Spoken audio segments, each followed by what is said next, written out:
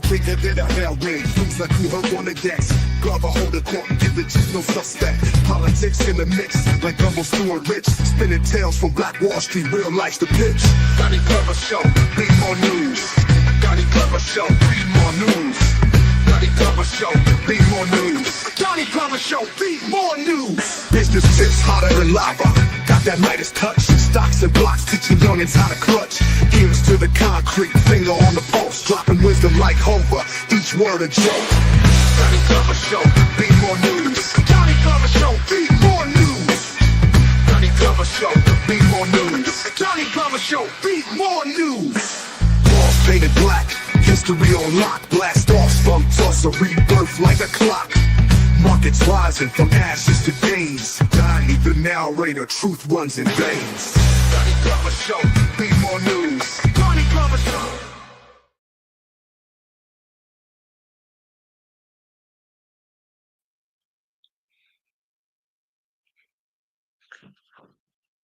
How's everybody doing today? Welcome to the Political Roundtable. I don't know how to do Donnie's poem, but I will say good morning, world. Welcome to the Political Roundtable. Good morning. And here we are with the super lawyer. So how are we feeling today? Fine, Andy. How you doing? I'm all right. I can't complain. They got you sitting in the captain's seeing what's going on in the world of Baltimore City. They got you sitting in the captain's chair this morning? Sorry, you're coming. Hold on a second. Let me see if it's me. Oh, no, it's me. Sorry, what'd you say? They got you sitting in the captain's chair this morning? Oh, no, there's the moment. There he is. Good morning. Good morning. Good morning. You know what can't go wrong? You got a lot of headroom there, Mr. Bob. You know what can go wrong in the world of internet will go wrong. Mr. Bob, over the weekend, what do you think of when you hear these antics of the president? I mean, who goes after Harvard? That's like going down the street and asking the baddest kid on the block if they want to fight, knowing you can't fight. I think it's a ruse, Danny. I think it's a setup. In other words, I think that first of all, Trump is not the mastermind, but behind anything that he does, he's strictly from the gut, off the cuff. Whatever comes up comes out. So don't nothing he's done reflects any thoughtful, deliberative process on his part. Okay. So what I think is really happening in Harvard, if he can establish that he's willing to go after the oldest, most prestigious, the richest white institution there is, then nobody can accuse him of racism when he starts going after the so-called HBCUs. I think they're next on the hit list. Like he wants the HBCUs more than he wants to take out Harvard. Yeah, he wants to cut off funding and support for them, but he can't go directly at them without being accused of being discriminatory or being racist. So first he attacks the white institution who obviously can survive whatever attack he launches at them. But the point is, from a public point of view, he went after them first. Although for bogus reasons. I mean, there have been several, this business about he's going after them because they allow, an anti-Semitic students and faculty to make Jewish students feel so uncomfortable that it's conduct that he's got to stop. Well, even several Jewish organizations are complaining that they're saying you're trying to use me to cover up your attack against free speech. Stop it. You know, Mr. Bob, I got to put this out there. Andy is a witness to this. A white guy called me an anti-Semite. Mm-hmm. And I'm thinking to myself, son, I'm more Semitic than you. The thing is, I find it interesting that certain folks like to say that, supporting Palestine is anti-Semitic, but it's like everybody over there are a Semitic people. And, correct me if I'm wrong, but, all of the, and they're not white. the original are not white. So, and here's the other thing, Mr. Bob. They want to argue that Jewish is a race or imply that. It's a religion. Well, Judaism is a religion. Because the concept of what means Jewish is, Jewish is no single meaning. No. But you're called anti-Semitic not because you're against Jews or against Judaism, but because you're against Benjamin Netanyahu. Because the fact of the matter is, even as we speak, there are thousands, or scores of thousands of Israelites on the streets on a daily basis protesting against the most corrupt prime minister in the history of the country. The only leader they've ever had whose conduct parallels that of Donald Trump. Maybe that's why they're good friends, I guess. Mm-hmm. But I mean, he's been, Bibi has been indicted for at least 4 times. He tried to but one of his responses was try to remove the authority to indict him from the court system. Does that sound familiar? Authoritarianism that Trump is doing. Exactly. Attacking the judiciary. That was Bibi's first response. So when Trump uses anti-Israeli government action and conflates it with intentionally with being anti-Jewish or anti-Semitic, and they're not the same at all. There are many, as I said, many Israelis in Israel and Jewish people in this country and organizations who oppose what Bibi has done and who oppose Trump's support for what Bibi has done. Andy? Well, the question that I ask myself here is, if historical context really is in play here, and this is just a 58 fake out, a 52 fake out, to attack HBCUs, particularly because what he's attacking within, like, from what I'm understanding, is within the Harvard thing, he's attacking a lot of the anti-DEI, anti-CRT, and all of that, those points. And so I wonder to ourselves, what can we do to weather this, for the HBCUs to be able to weather it the way Harvard can weather it. Now, we know Harvard's going to use money to weather the storm, but there has to be another way for us to get our HBCUs through. Well, first of all, we got to stop calling them HBCUs, because that's precisely what Trump wants them to be, historical, right? Mm-hmm. He wants them to be something that no longer exists. And then he's going to erase the history of their creation from the attempt to, as he's done every other symbols of Black oppression or Black achievement. He erase us to make us invisible. So not to be more pragmatic, what Black institutions, including Black colleges, must do is define for themselves what it means to be Black. Why do you exist?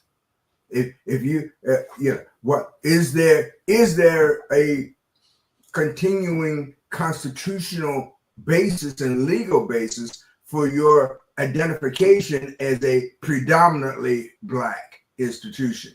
Whether, as I say, whether it's a college, a university, a bank, whatever it may be. And see, our problem is we have accepted the definition that white folks have given us, which simply means non-white. If you're Black, if that's what you appear to be facially, from a pigmentation point of view.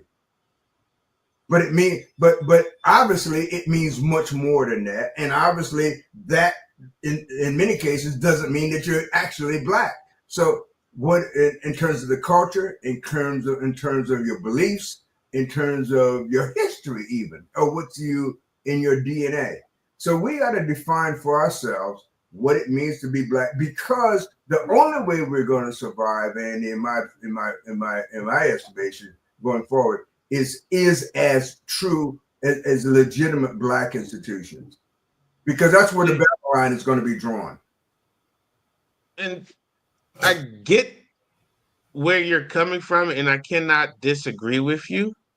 But I think where we differ is on strategy, right? Where like you come from a different era and you guys fought the war in a different way. And like I come from a different era, different background, and so when I think of strategy, I think of what more along the lines of militarily, which means that you have covert, you have direct conflict, you have covert operations, and what I'm saying, you fight the enemy on every point of contention, similar to Napoleon, how he did that. He fought every enemy. He broke up his army into small pods. Everybody had their own mission and their operation, and they attacked the enemy from all points. That's how they was able to, to flank various enemies because it wasn't ever a big group of people that's coming behind it. It was always like small packs, and everybody had their missions in there. And so I think as voters, like in HBCUs and other Black institutions, we need to, instead of everybody trying to carve out a lane for themselves, what does it look like if we have enough turnout to where we can have the same level of presence within the government as the whites had in the early days when they still was able to push through the Jim Crow laws. I feel like it was like something like 30% of the wealth. No, not the wealth. It was 80% of the wealth or something like that. And it was like uh, the number of the elected officials that were of color was zero. But I think with the solid 30%, 60%, 40%, 30%, we should be able to command enough of the vote if See, our numbers are spread across where we can fight on both sides. Right well, now, we're only fighting on one side, and the one side doesn't give a damn about our numbers. well, see, and let me illustrate. First, I never talked about strategy. I talked about objective. And, Hmm. and from the other side, the strategy has been to get us to focus on our differences and not on unification. See, Hmm. I don't disagree with the strategies you employ, but you use the strategy to distinguish and differentiate your position from mine. That we spend too much time looking for the differences in our opinions rather than looking for the commonality. The commonality should be our objective.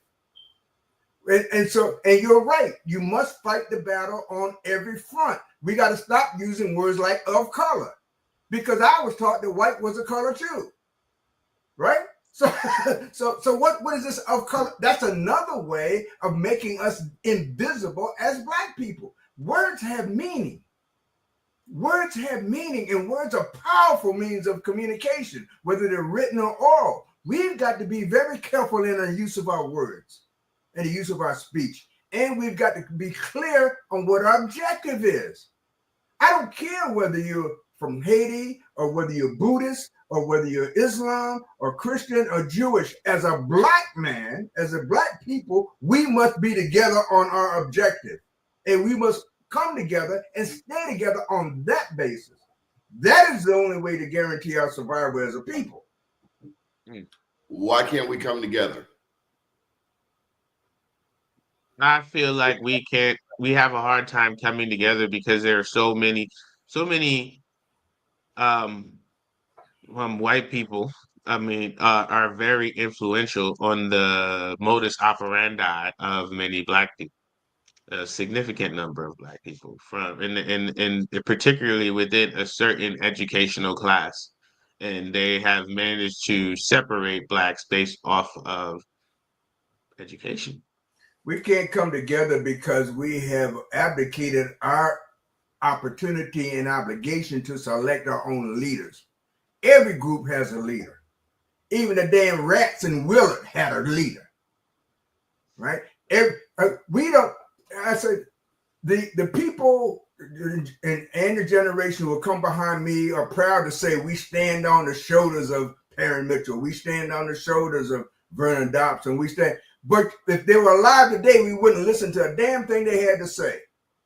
Well, I also think that they had more. They had honestly, those guys never took no shorts. We have a whole generation of leg eaters who, hey, listen, let's just get what we can get. They'll get 10% of what they ask for and be happy with it. I got that. I got that. That was where their estimation of what was available at that was the low-hanging fruit for them. That was the fight they fought. I'm not saying that as a matter of strategy, we ought to be still asking for 10%. I wouldn't have. My strategy even back then when I argued with them was, you don't give me 10%. You put the food on the table and I'll get up when I'm full. Mm-hmm. How you gonna keep it all and then give me what was mine originally and then offer me 10% as compensation? That's ridiculous. But that's what at that time that was their strategy. That does not have to be our strategy. My point is, well, the thing was, like, that's our strategy now. That's what I'm trying to say. Like before, back in the Parent Mitchell days, they ain't take no shorts. They might not have asked for a lot, but there was none of that. Oh, we're just going to take half of what I asked for. That's our strategy today, Andy, because we have no respect for our elders, those who are living among us. Mm-hmm. You know, we don't trust each other, and maybe for good reason, but in some good reason. But too many of us have proved untrustworthy. Yeah, that's true. But I can't call you up, or not you. I can't call up a black person in a position of power and say, this is the right thing to do, and do it because I am telling you that is the right thing to do. And if you trust me, if you believe in me, if you're really going to stand on my shoulders, then you got to do what I'd ask you to do. I can't say that to anybody because I got the right to my own opinion. Well, don't go around telling people you standing on my shoulders, because what that means to me is you're trying to push me in the ground, not elevate our people. We've got to be willing to get in line behind somebody. And it doesn't have to be somebody that we're on all fours with. It doesn't have to be somebody who we agree with everything they say. It has to be somebody whose heart and mind share the same objective as we have for our people. But we believe that unless I agree with every single utterance that comes from your mouth, unless I agree with every single word, every single act you do, then I can't combine with you because you're too different. That's bull. That's what keeps us apart. A divided house. What now? Somebody finish it. A divided house, what cannot stand. Mm-hmm. And that's our problem. Corey McCray was saying that a few days. Corey said what? A divided house cannot stand. I think it was like 2014 or 20 something. A divided house cannot stand, and because it's divided against itself. Do you know Senator McCray, Mr. Bob? I do. We're good friends. He built an organization. What was it called, Annie? Best Democratic Club. Best Democratic Club. He started it, I imagine, because EDO wasn't going to elevate him. They wanted him to get in line. He said, oh, no, we're not getting in line. Made me think about... Wasn't it EBDI, though? No. Well, I'm not sure. Maybe not. EBDI I don't know if it's a membership organization. EBDI is the business. East Baltimore Development Incorporated, which was developed, you correct me, Mr. Bob, because of the EDO, East Side Democratic Organization. Bob Douglas, Nathan Irby, all the way through to Clarence DuBurns. Is that right, Mr. Bob? Well, EBDI was created to implement the Hopkins plan for the redevelopment of East Baltimore. Okay. That's why that was created. The expansion of Hopkins, the takeover of East Baltimore, much like the highway to nowhere on the west side. That's why that was created. That was a strictly, but the East Side Democratic Organization, there's been no corresponding. There was no and there is no corresponding organization to that today. And what Senator McCray said, I don't have to abide by that. You people want to do things the way white folks taught you how to do it, and I want to do them differently. And he did, and he has. It's been effective. It has been effective. He's mentored people along the way. I know Antonio Glover, who's now a councilman, came out of there. Shannon Sneed came out of there. But how do we get even sharper leaders? How could Best Democratic Club be even more effective? Because it's not just about running people for office. You're right. It's not. We got. Because after they lose, then they go home and we don't hear from them again. Well, and also it's not about. First of all, we've got to unlearn everything that we think we know, and that means we got to trust somebody to teach us what we should know. If you don't trust the teacher, you ain't coming to class, right? And that's what's happening in Baltimore City public schools. Yeah. You ain't coming to class. We got too many people walking around talking about they want to learn, but they won't go to class. And when they meet the teacher, they deny his existence. They say, my opinion is worth as much as yours. And they say everybody got a right to opinion, but they won't acknowledge or admit the fact that every opinion is not worth as much as every other opinion. In law, we have that to be admissible evidence, the opinion has to be from an expert witness, not from somebody coming off the street who just want to tell you what they think. There are those people who have endured the battle, who have endured the storm, who've tried to carve out a pathway forward. And if we don't identify and trust them for ourselves, we'll never get out of the quagmire that we currently exist in. Because if we don't, eventually Stephen Miller, Steve Bannon, David Duke, the Oath Keepers, the Proud Boys, we will not exist. That not for you and me or even Andy, but Andy's grandchildren won't even know that there ever lived a Doni Glover.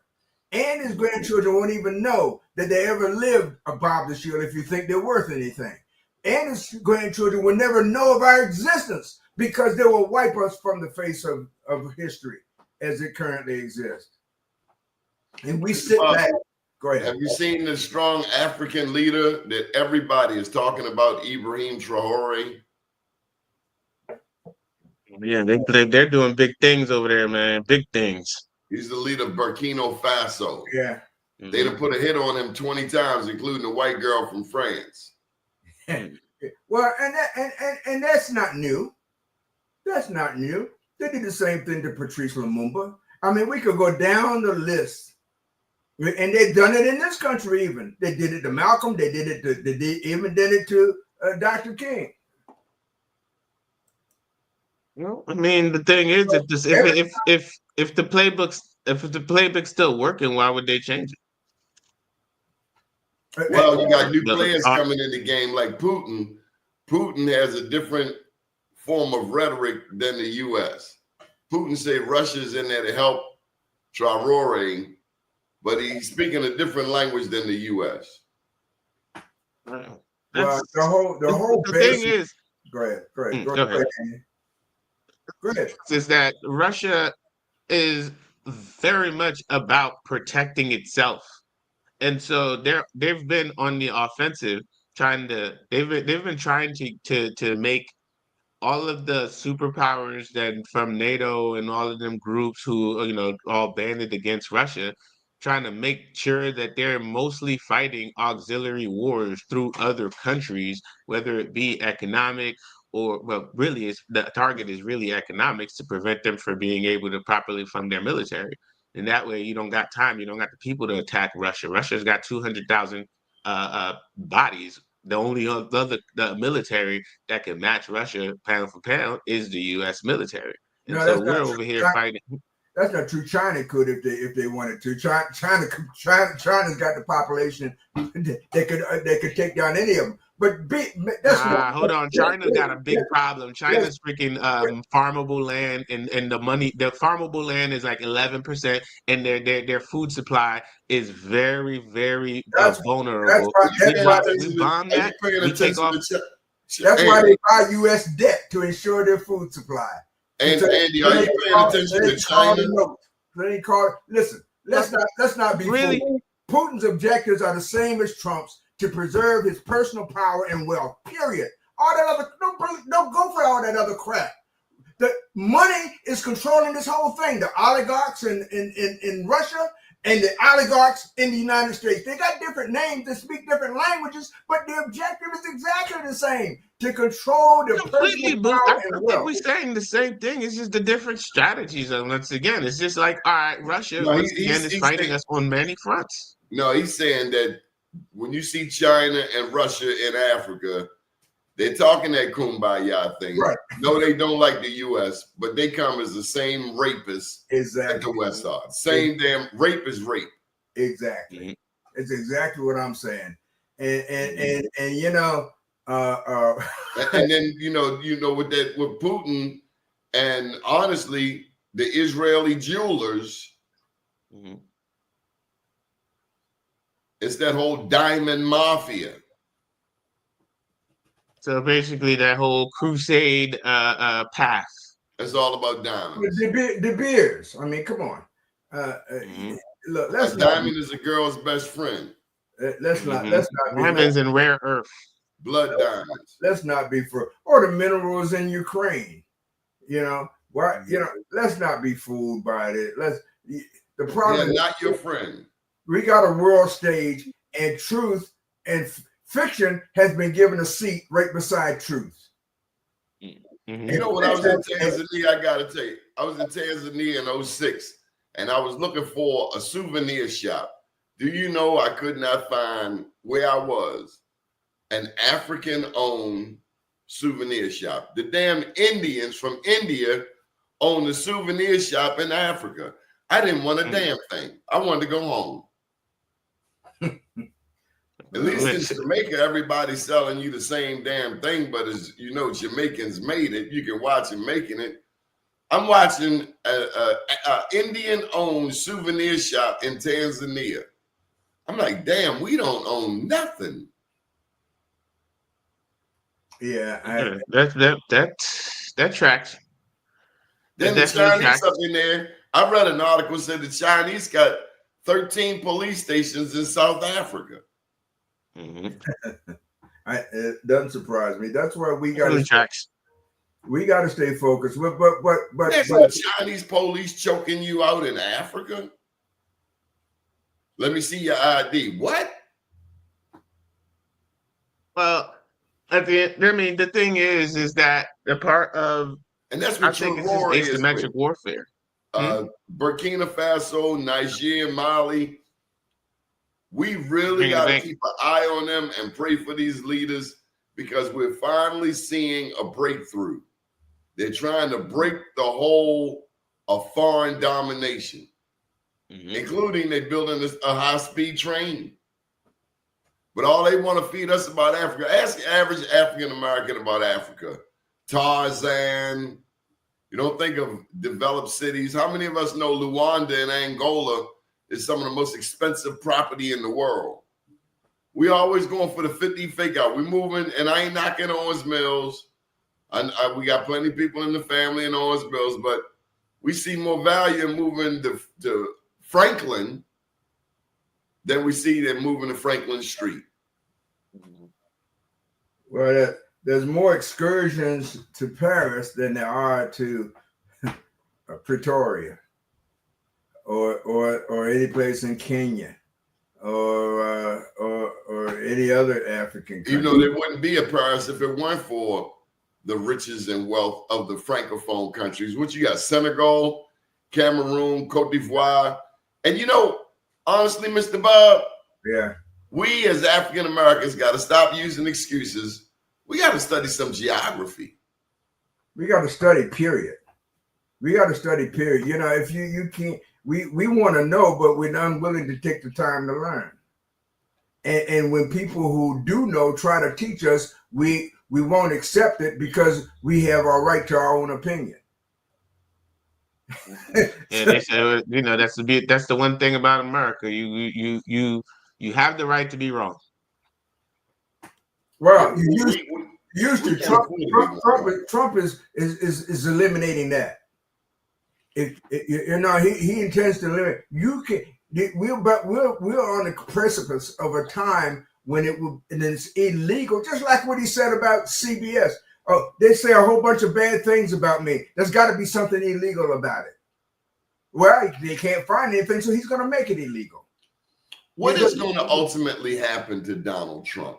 Are good white people going to stop him? Because what I see, they're the only ones who can really stop him. That's their incentive. Well, you know, no, they're not the only ones that can stop him. Father Time will, because no matter what, he's gonna die. He might not believe it. He's gonna die. And I'm not suggesting don't come FBI come raid my house. I ain't saying kill him or nothing like that. I'm saying he's a human being and he will die just like the rest of us. I'd like to see somebody kick him in his head before he go though. Well, don't shoot him in the ear because we know that don't work. No, kick him in the head. He's got the most fantastic ear in the world. The AK-15 don't even take it off. I think that was a setup. That was a setup. That boy wasn't trying to hit him. He had one assignment and he missed. Of course. Well, he missed, or he wasn't supposed to hit him in the first place, or maybe he wasn't even shooting at him. We'll never know unless he comes back from the grave to tell us. If he ever killed him. All we know is what they told us. Yeah. Well, that's true. Yeah. And right or wrong, too many people are willing even to ask the question. And Trump's goal is to make asking the question illegal. When are white people going to stop that? That is not the America any of us knew ever. He has turned this into an authoritarian government. When are the white people going to step up and say, hey, you can't do that? Because we've made our stand in the sun. Well, Donnie, the problem is we can't wait for white people to do it, and we can't depend on white people doing it for the right reason, because the reason matters. The reasons matter. Every time when the U.S. wanted to stop Hitler, good white people said, absolutely, we got to stop Hitler. But good white people said, absolutely, we got to stop racism and discrimination against black people. Black people, all you got to do is wait till the war is over and we'll fix it for you. But when Vietnam, they said, of course we understand whatever they lie they told about why they were in South Vietnam. Of course we want to stop the spread of communism. Of course we want to stop. I thought we was over there for the drugs. And of course we want to stop all these bad things from happening, and including the discrimination against black people. But black people, you got to wait till the war is over. After World War II, you got to wait till after the war is over. For reparations, you got to wait till after the war is over. There's always some reason why we never make it to the top spot. So on the white folk scale, we got to get off of their trampoline, and create our own. We got to go back to the days when we believed in ourselves. We believed, and we were self-sufficient and believed that the only thing we needed was an almighty God on our side. Oh no, Mr. Bob, I got to pay that mortgage this month, and I got to pay this car note for this Bentley, and that's not probably going to happen this month. Well, and everybody, Donnie, everybody ain't going to make it. And I don't say that disparagingly, and I don't say it as the one who decides who will and who won't make it. I like Gucci too much. I'm not the judge, but I'm thankful there is one. Okay, I'm not. But what I got to do as best I can in these few days I got left is spend the time that I have talking to people who are willing to listen. Are you optimistic of the new young lawyers coming behind you? Oh, I don't know. I think you asked me that a few days ago. Somebody did, and I don't. Honestly, I don't really know a lot of them. But I'm not optimistic about the legal profession as a whole. I think the legal profession as a whole has turned as cutthroat as any other, and maybe it was always that way. But it seems to me I do remember the time when there was more collegiality among lawyers. I do remember the time when right and wrong did matter. Even to lawyers in the representation. Now, only thing that matters is winning. Right and wrong is not even an issue. Do you think Thurgood Marshall would be pleased with black lawyers today? Some. Some, he probably would have the same problem I do, is knowing who they are. He wouldn't be. I don't think he'd be particularly pleased with Ben Crump. I don't think he'd particularly be pleased with some other folk who essentially celebrated ambulance chasers, in a sense, taking the business back to other people. But I'm sure that there are black lawyers out there, just like there are blacks in other professions, that we don't know about, because we don't have the means. We don't really have a means, effective and consistent and reliable means of communicating with one another. I thought you had the the NBA, National Basketball Association. No, the National Black National Bar Association. I haven't got. Yeah. I haven't gotten a letter or an email or a phone call from the NBA in at least 20 years. Oh my God. Damn. They need to hire me. I haven't gotten a phone call, email, text message from the NBA in at least 20 years. Mm-hmm. I say it Which because you're not there. That's why I thought you were talking about National Basketball Association. So when I think about black organizations, you know, the first thing, as soon as you graduate from an HBCU, they put the alumni picture on you. Support the Alumni Association. Support the Alumni Association. I don't know. Well, what else is new? What else is new, guys? I mean, what's going on? Tell me something. I've been buried. In fact, when I get off of here, I got to deal with witnesses. I got a trial starting tomorrow morning, but I took the time to do this. Andy, tell me, you're up to date on what's going on in the world of politics. Is there anything more relevant than the veto of the Reparations Commission bill? Anything happened recently? Westmore showing face in pretty much all of the battleground states, and he's definitely giving people the impression that he's going to run for president. You know, like it could be him building his network for future fundraising, but you know, it definitely looks like, you know, he's getting himself geared up to run for president, and he's just under constant attack from the Republicans. But you know, the Republicans got very little market penetration in Maryland, so that's another thing.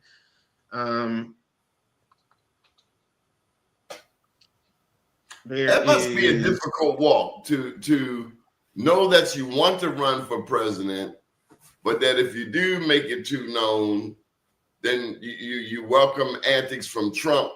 I mean, let me ask you, Mr. Bob, should he be definitively yes or no at this point? Should he leave his options open? Because I was very critical of Martin O'Malley when he was doing the same thing. He was mayor, he wanted to be governor. He was governor, he wanted to be president. And to me, if you're constantly looking down the road, are you ever in the moment? Like Schaefer, you could tell he loved being governor. If it were me, what I think I would do, and I don't want to be, prophetic, because no one really knows, I think, what you would do unless you're in the circumstance. But if it were me, I hope that what I would do is condition my decision on what I believe the people really wanted and what was in their best interest at the time. I wouldn't have a problem acknowledging my desire to be president, but my decision to pursue that desire would be based upon whether I believe at the time my decision has to be made, whether what I believe and my objective is consistent with what I believe is in the best interest of the people from whose cradle I emerged. So now, and so I think that withholding an quote announcement at this time is probably the best strategy. But you're hanging out with these celebrities, and then George Clooney. So the talk is going to be there. It seems like Wes likes it. Well, the prevailing notion, I think, is that it's in your interest for people to be repeating your name, even if they're calling you names. That if they're repeating your name, you at the time come to vote, that it'll be a name they recognize. what I'm getting to, does that mean an incomplete job here in Maryland? Oh, I don't think so. I don't think it means that. I don't think it means that at all. Because that kind of job is never complete. Period. Okay. Does that mean that we have a strong bench? Well, so we're elevating him. We've already pushed him into the Oval Office. Who do we have next to be governor? Because this past weekend, somebody put out the name of Aisha Braveboy for governor. Well, her popularity among the people certainly caused her to win the special election over in Prince George's County, and most people believe that she will retain her seat during the next general election. Now, we got to throw in this caveat, and we don't want people to miss it. She did not support Angela Alsobrooks. That's exactly right. Angela Alsobrooks beat Trone, who put up $60 million. And that is a huge victory for Alsobrooks. But it didn't stop. Hey, Andy, who them naked women behind you? I'm just joking. Okay, and then you got Aisha came in and still maintained her power. That's pretty impressive, because everybody and their mother was kissing up to Alsobrooks, but Aisha refused to. And she knew she had the numbers that she didn't need Alsobrooks' support to win Prince George's County. I thought that was pretty damn strong. It was like, yeah, that was powerful. Mm-hmm. Because in order to beat Trone, she needed Alsobrooks needed everybody. And she got everybody. But it was assumed that everybody, therefore, is not going to like Aisha Braveboy. And Aisha Braveboy said, no, her campaign proved that's not so, that Prince George's County can like two strong black women who don't like each other. Well, Angela didn't have everybody. She had everybody in the establishment. Aisha is anti-establishment. Yes. The two parallel worlds, they can exist side by side. That's what that proves. Now, and what the question you raise is, what happens when you need enough votes from both sides to win? Which side wins out? And I don't know. I don't know the answer to that. And I'll tell you something else I've been hearing this weekend. I keep hearing, even though the man said he's not, because Hogan has done the rope-a-dope before. I hear of a Hogan comeback.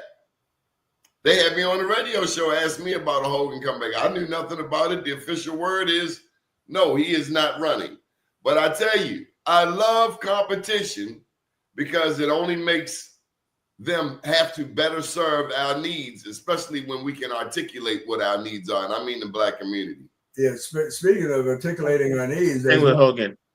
Here's what I believe Hogan is doing. I think Hogan is out here building the clout for a general election endorsement, because why not challenge Westmore for president? I'm gonna tell you why, because you don't have a Boyd Rutherford or a Michael Steele. You might want to rethink that.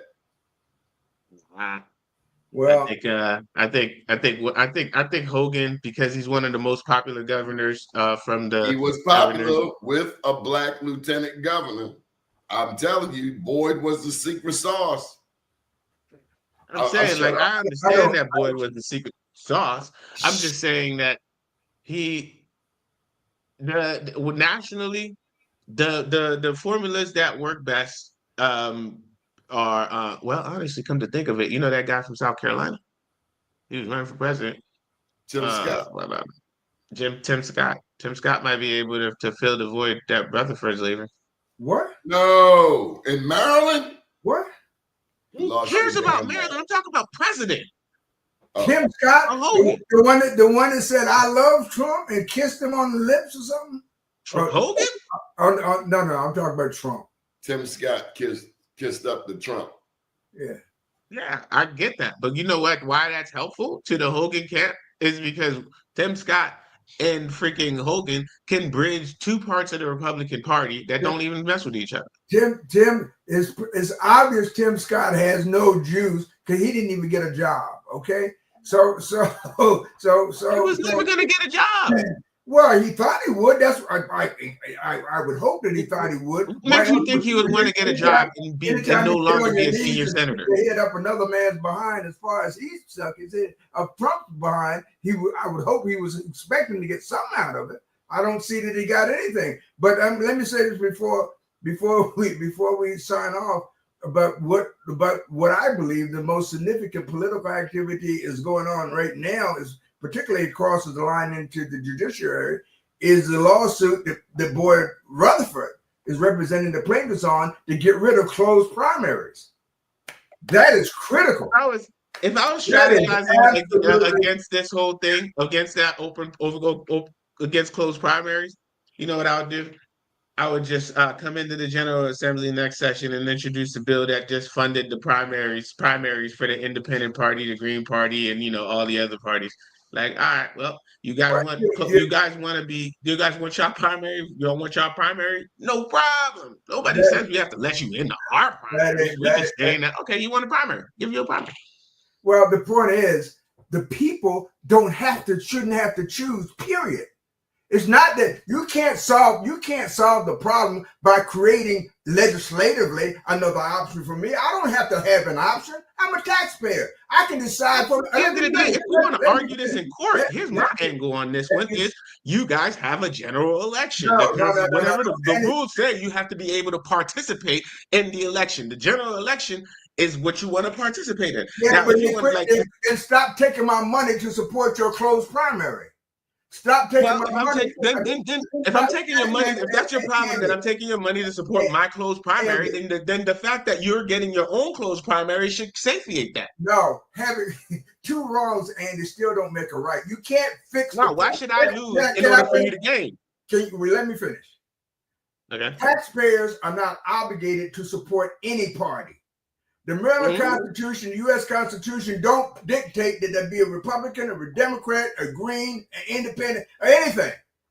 If you're going to take taxpayer money to support an election of any kind, primary, general, whatever you want to call it, every tax-paying citizen who's eligible ought to be able to vote in every election. And you can't fix that by creating more closed primaries. That's not the answer. And besides that, this case that Boyd is representing hopefully will be much farther along the line to resolution before there is a next General Assembly. My point is this. The closed primary system is part of that package of restrictions, including the Electoral College, that don't open the doors to people voting, that close them, that cause the anomalous result of somebody who can run for office, get 3 million more popular votes than the other guy, and still not come close to winning, which is what happened to Hillary Clinton in the election against Donald Trump. That's what's wrong. As egregious as the Republican Party is nationally, are Black people too married to the Democratic Party? Yep.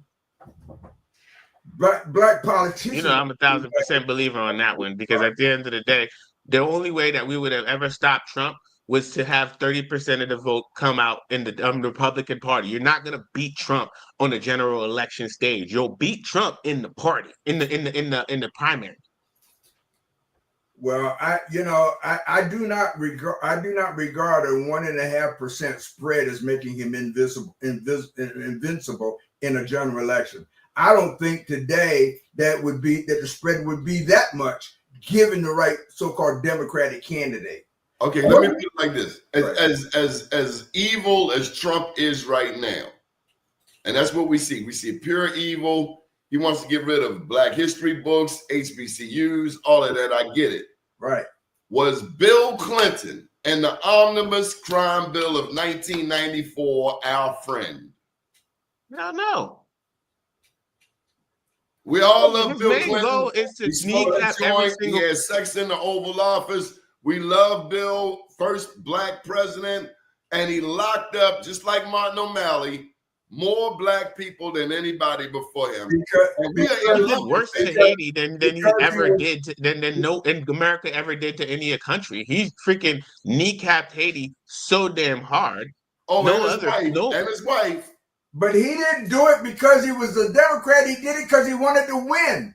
You could have called him a Dixiecrat and he would have done the same thing. That's my whole point is we got sucked into this labeling thing, and that is what's kept us in place. You're not born a Democrat or a Republican or independent or anything else. The problem is this. Two problems. Number one, everybody running for office will say whatever the hell they think they have to say to win. Number two, there's no punishment for lying. If they prosecuted candidates for office on the same grounds that they did Julius Henson for trying to misrepresent the people, the facts for the purpose of causing them to exercise their voting rights one way or another, there wouldn't be enough jails. Because every damn one of them would say anything they have to say to win. And you can put whatever, and they say it under whatever banner they think is most popular at the time. Okay, so I got to put this one last question. I was talking with Catalina Bird over the last week, and the topic of public education. I raised the question. At this juncture, are we satisfied with the attention being placed on Baltimore and Prince George's County public schools, number 23 and number 24 in terms of progress in the state of Maryland? Or should there have been a task force put on studying how to reverse the trend of the race for the bottom with these two majority black jurisdictions that nobody can win governor without their support? Do we give the Democrats a pass on education? We put in 1973 a lottery bill, Maryland State Lottery. They promised money for education, money for education. We're renovating Pimlico, new football stadium, new baseball stadium, but we have classrooms with no air in the warm months and no heat in the winter months. School need a new champion that doesn't give a damn about the consequences of their vote, because at the end of the day, when when McFadden had to freaking put in a lockbox legislation in order to get the casino money to go to where it was promised to go, there was consequences. But he stood tall on them. We have to regain control of the educational system. But as I said earlier, if you can't get the kids to come to school, then the teachers got nobody to teach. In the name of fiscal frugality, we have stripped the schools of most things that attracted the students to come to the building in the first place. You said that. You said we got rid of the band, we got rid of art, we got rid of home economics, we got rid of gym. We wonder why obesity is through the roof, because ain't nobody climbing that rope to the top. Because we allowed the politics. And we took prayer out to school. Yeah. Let an atheist come along and tell you that prayer is wrong. I want to say, and this is from conversations with young people, because I've done a few civic lessons over at the Evening Reporting Center, right? And so you're familiar with that. There's which kids, it's pretty much baby probation, right? And I did a civics lesson down there, and what I've learned from these young people is this is ERC, Evening Reporting Center. After they get out and they put them on an anchor monitor, a lot of kids, especially the ones who like committed murder or something like that, they have to show up to the Evening Reporting Center. And even after like probation, well, I don't know what kind of charges they really had. I know a couple of them had gun charges and shooting people and stuff, but they had to show up there and like do programming and just be supervised. Now, from that conversation with these young people, what I've learned is they don't like showing up to school because they don't learn how to get the bag. They watch the drug dealers are teaching them how to get money. The school is y'all talking about, oh, this long-term investment in your education, and you can't cash out on this education, and you can't start your own business, and you can't do pretty much anything to deal with a situation that may very well, not very, very well, is so traumatic that you feel like you have to go and get this money so that you can support your family. Now, these are the kids that are pretty much the predominant children in our school system, and we're not teaching them what they need to know to survive. We're not teaching them what they need to know to get the bag and get the money that they need to survive. And so with that, Sound like a rapper, Andy. why would we expect them to come out? They're not stupid. They're making these calculations. Bro, I could be out here on the corner, dope money. Listen, there ain't no they say stuff like, like there's no money like dope money. What Andy is really pointing out, in my estimation, is that we've been teaching kids the wrong reason for going to school and getting an education in the first place. You don't get an education, although making the money may be a byproduct. You get the education so that you can be a better person, so that you can better achieve what the objectives are, what your life objectives are, so you can even better understand why the hell you're here in the first place. Who was your first That's teacher? not a school problem. That's the parents' job to teach the kid that. Who was your first teacher, Mr. Bob? Your first teacher is the one who's closest to you at the time of birth. That'd be your mom and your grandma. Exactly right. That's your first teacher. That's your first teacher. And by the time you step foot, like that, we didn't have no pre-K and I know that stuff. I just stepped foot in the school to the first grade. By the time a kid gets to the first grade, he's already 70% or more of who he's going to be for the rest of his life. And guess what? By the time a kid gets to the third grade, they're reading on grade level. They're doing great in life. And then somewhere after the third freaking grade, the grades start dropping. You know why? Oh, no. Not necessarily. That's not necessary. It's not the majority. It's not the majority, but the significant number. They've already divided. They know who's going to college and who's going to the penitentiary by age 8. And first of all, by the third grade, the kids are beginning to learn that the system only affords them certain options. Right? Mm-hmm. By the third grade, the kids learn that you have an option of being educated or not educated. And if you want to be educated, that means the only place to do that is by going to college. A college system where you're going to be overcharged for the cost of admission, where you're going to be overcharged for the cost of attendance, where you're going to, by the time you pay off your damn loan for going to college, you're already 55 or 60 years old and hardly of any use to anybody, because then you feel like you got to catch up and make up for all the lost time in college and paying off your college debt. But maybe we should look at all of the people who made it as singers and athletes who are broke by the age of 30. They can sing, they can catch a ball, and then they broke. They're broke down. So that's the point, though. If we were teaching these kids in school how to get to the bag, how to keep the money, then guess what? These athletes in college and these athletes would have a baseline of understanding on how to build their wealth and not fall in. At least the majority of them, or a significant number of them, won't fall into these traps. Because we've been taught that making the money is what's most important. You can make money, but with talent, but you won't keep it if you're not smart enough. That shouldn't matter, bro, because that's what they might not be smart enough, but they got the hustle to pull themselves up by the bootstraps. And if you're not teaching them other ways to put themselves up by the bootstraps, they're gonna do what's the simplest and the one thing that they know works. And guess what? Dope money ain't no money like dope money. It comes in. How the hell I'm gonna pull How are we supposed to keep them out there? You know what? I got a story for you guys. When I was in high school, because I got in trouble a lot, so my mother always sent me to different family members' houses, right? And I was walking to school one time, and I was in New York. I was at South Shore High School, and I was walking to school, minding my business, just walking to school, and then I stopped at the store to get like some snacks and whatnot, and some older cats came by, right? They had a hustle going on where they were stealing from Home Depot, and they was returning the items to another Home Depot, taking the credits and selling them to contractors, right? Now, they roll up to me, they look at me, size me up, and they're like, "Oh, you about to go to school?" And I was like, "Yeah, I got to go to school." You know what I mean? It was like, "Yo, you don't making no money in school." I'm like, "Man, I'm in honors classes. I'll be all right, bro." And it was like, "You want to make $600? You smart enough. You should crunch the numbers. How much are you going to make in school?"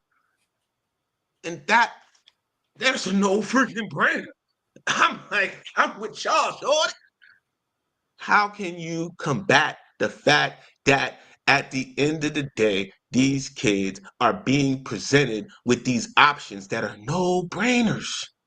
If they Because go and they work, and get a job after school, they're gonna make $60 a day, maybe $80 a day, depending on how old they are. We gotta crunch the numbers. The thing is, these families, the people they love and care about, are struggling. So at the end of the day, we need to give them the tools that they need for them to be able to do what we expect them to do, which is build Black wealth. And what we need to do is teach them how to be independent, strong, educated, and committed Black people. That part of the expression, but that trumps the wealth. If you don't get that into their hearts and minds and souls at the beginning, they're worthless to themselves or anybody else. You're If you can't eat every day, ain't nobody trying to be a good person. Please allow me to finish. Sure. That's one of the things I meant when I said you listen to your elders. I've been on the Board of Education of Baltimore County. I've seen what they do to Black kids, and particularly young Black boys by the third grade, when they stop nurturing them and treating them like the next on the list of most wanted. I know what happens, and I'm telling you, the only way to overcome that is not by teaching them better ways to make money under a system that's ultimately dependent upon keeping somebody oppressed, such as capitalism. The only way to improve our people is by changing their hearts and minds and their souls. And you can't do that with a dollar bill. You can't serve two masters. You can't tell me that my primary objective is to make money, but yet I'm supposed to be committed to my people. It doesn't work. It's never worked for any So that people. you can see, the only people in society right now who talk like that and feel like that are people who can feed their families every day. Yeah. And we're here to prove, we're here to stand for it today. Bye-bye. Good morning, world. Good morning.